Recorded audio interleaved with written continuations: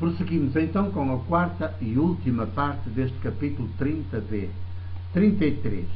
Diz o relato, ele é fundamental para entender o resto deste segundo volume até ao final, capítulo 28, que o Espírito Santo invadiu a celebração semi-judaica que estava a fazer e deu cabo dela e até daquele grupo ou comunidade.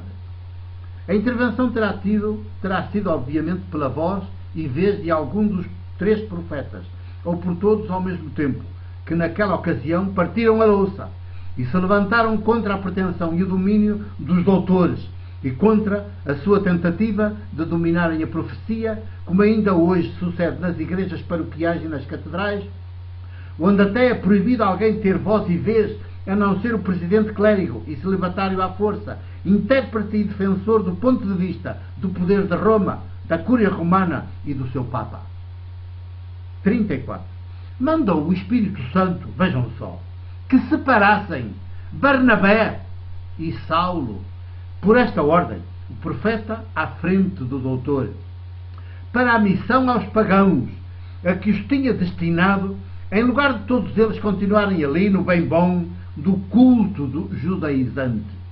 Não os envia aos judeus, então demasiado fechados a Jesus, judeu como eles, mas dissidente e blasfemo, samaritano e possesso do demónio, no dizer testemunhar dos seus opositores credenciados, conforme se pode ver nos Evangelhos, e totalmente contrários ao seu projeto libertador, devido ao judaísmo das sinagogas e do templo, como hoje, entre nós, devido ao catolicismo romano das paróquias e das dioceses territoriais, nas quais o Espírito não chega nunca a ter voz nem vez, as quais, no seu todo, até de Deus fizeram e fazem um ídolo, justificador e canonizador das suas prepotências e arbitrariedades.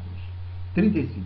E lá vão Barnabé e Saulo em missão, sem saberem bem por onde iniciar. Aos dois deverá juntar-se quase logo João Marcos, o único que sabe garantidamente de Jesus, a quem crucificaram, e do seu projeto libertador do reino e reinado de Deus, e não confunde Jesus com o Cristo, da linha do rei David, o vencedor e o destruidor dos inimigos de Deus. Quem lê o segundo volume do Evangelho de Lucas, com olhos de ler e entender, logo se dá conta de que Saulo, desde a primeira hora da ida em missão, toma de imediato a dianteira sobre Barnabé, profeta, contra a manifesta vontade do Espírito Santo. O doutor de origem judaica, fariseu de escola, sobrepõe-se de imediato ao profeta de origem pagã. 36. Como podiam ir em missão aos pagãos se a lei silencia a profecia? O judaísmo silencia os povos não-judeus. O mítico Messias davídico mata Jesus, o da boa notícia de Deus. Manifestamente, o seguidor do mítico Cristo davídico, triunfador dos inimigos, fica sobre o seguidor e prosseguidor de Jesus, a quem crucificaram. E a prova é que, onde quer que o grupo de enviados pelo Espírito Santo chegue, dirige-se invariavelmente não aos pagãos como lhe tinha sido ordenado, mas à sinagoga dos judeus. E quem toma habitualmente a palavra na sinagoga é o doutor Paulo, não o profeta Barnabé, menos ainda João Marcos, o do Evangelho de Jesus. 37. Em consequência, a missão anuncia o Cristo Messias esperado pelos judeus e silencia Jesus, a quem crucificaram. Anuncia o Messias triunfador que vem vencer e esmagar os inimigos. Para isso Deus o ressuscitou e ele está aí breve a voltar, assim se pensava e ensinava, sobre as nuvens do céu para consumar a sua obra. Não anuncia Jesus, que arrasou o judaísmo como sistema teocrático, a concepção de Messias ou Cristo do poder davídico, também arrasou. Não anuncia Jesus, o político libertador de Deus e do reino e reinado de Deus, empenhado desde o início da humanidade em fazer de todos os povos o seu povo, povo de Deus, a viver em redor de mesas partilhadas com o melhor de cada qual. 38. Barnabé dá-se conta do golpe de Paulo, da traição de Paulo a Jesus e ao Evangelho de Deus à Mãe que Jesus é, mas contemporiza na esperança de ver Paulo mudar radicalmente.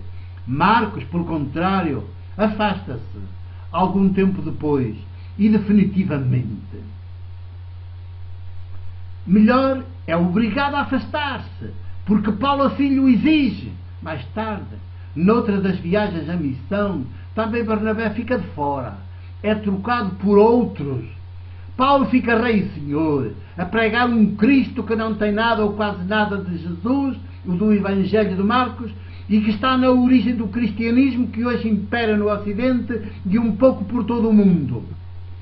Um cristianismo fundado sobre um Cristo mítico, vencedor dos inimigos, todo-poderoso, cujo Deus exigiu o sacrifício do próprio Filho para deste modo redimir e salvar a humanidade. 39.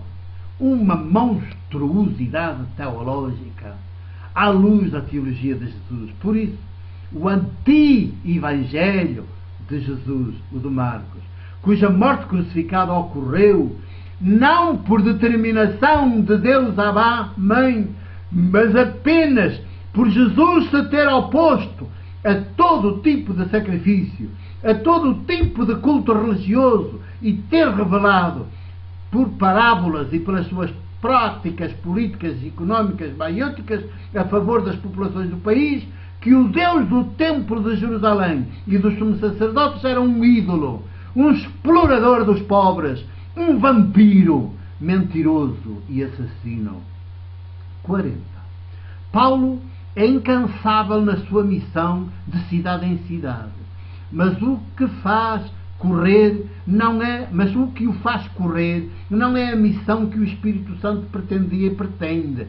É o seu oposto, a sua negação. Resiste uma e outra vez e sempre ao Espírito Santo e faz tudo ao contrário do que ele pretende. O segundo volume do Evangelho de Lucas diz-lo claramente, e só quando finalmente chega a Roma como prisioneiro, onde apesar de tudo goza de uma certa liberdade, é que Paulo cai definitivamente do cavalo, os seus olhos da mente e da consciência se abrem e ele vê Jesus, a quem perseguiu todo aquele tempo de missão feita ao contrário. E porque viu, acreditou, isto é, deu finalmente a sua adesão a Jesus, o do Evangelho de Marcos. Tornou-se não cristão, mas de Jesus, do Evangelho de Marcos. 41. Quando esta sua conversão sucede, o segundo volume do Evangelho de Lucas também acaba. Já não tem nada a dizer, porque já tinha mostrado à saciedade como não havemos de fazer se quisermos vir a ser dos de Jesus, a quem crucificaram. Ora, é deste Cristo mítico de Paulo e antes de Pedro até à sua radical e definitiva conversão a Jesus, o do Evangelho de Marcos, e ainda antes o Cristo do grupo dos 12, que as igrejas todas continuam aí hoje a falar com destaque para a nossa Igreja Católica, que para cúmulo continua a ser mais cristandade do que Igreja Movimento de Jesus. Não nos falam nem anunciam, nisso as chamadas missões católicas e protestantes são um desastre, com dimensões de genocídio, inclusive cultural. Não nos falam nem anunciam Jesus, o do Evangelho de Marcos e o dos restantes Evangelhos, todos inspirados no de Marcos. 42. Por isso, 20 séculos passados, sobre a morte crucificada de Jesus, escândalo para todos os seguidores do mítico Cristo do judaísmo de Paulo, fundamento de todos os imperialismos e de todo o tipo de poder, e loucura para os filósofos e todos os ateus ilustrados do nosso tempo, que sempre confundem Jesus com o Cristo das igrejas eclesiásticas e das religiões, quando não apenas com a Cúria Romana e a sua corte imperial. Temos hoje aí o cristianismo, 20 séculos passados. Temos aí o cristianismo, mas quase não temos Jesus, nem movimento de Jesus, mais vento, sopro, do que grandes estruturas. Há aí os cristãos, elas e eles, mas quase não há os de Jesus. 43. Todo o Ocidente está edificado sobre o mítico Cristo, o do poder vencedor, esmagador dos inimigos. Todos os que o não reconheçam e porventura denunciem os seus crimes. E sobre o seu Deus Todo-Poderoso, que é o pior dos ídolos, está edificado, não está edificado sobre Jesus. Portanto, outra vez, 43. Todo o Ocidente está edificado sobre o mítico Cristo, o do poder vencedor e esmagador dos inimigos.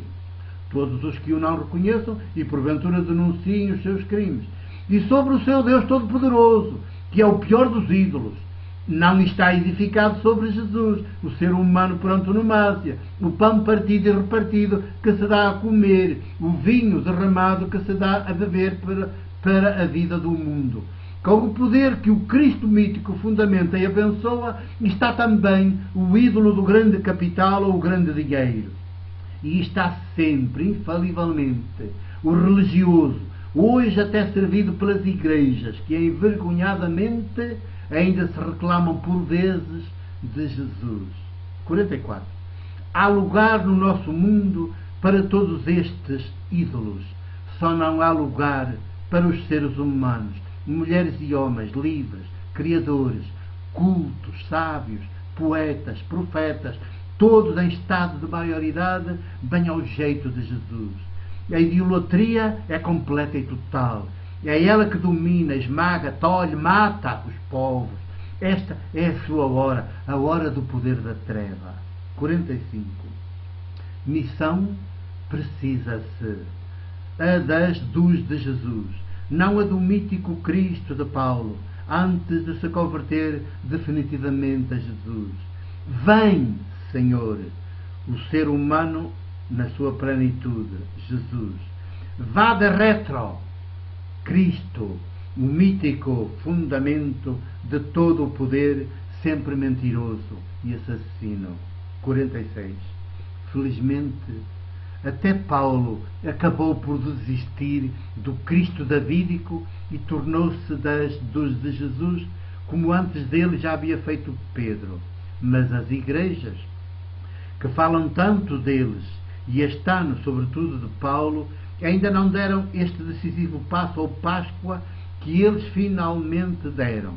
Vão ainda mais pelo mítico Cristo de Paulo antes da sua definitiva conversão a Jesus do que por Jesus, o do Evangelho de Marcos, para mal delas, para mal das populações, para mal dos povos e muito particularmente para mal dos pobres, melhor, para mal dos povos empobrecidos do mundo. 2008, outubro 27. Inclui, portanto, o capítulo 130, 130A e 130B. O meu abraço e o meu beijo de presbítero da Igreja do Povo.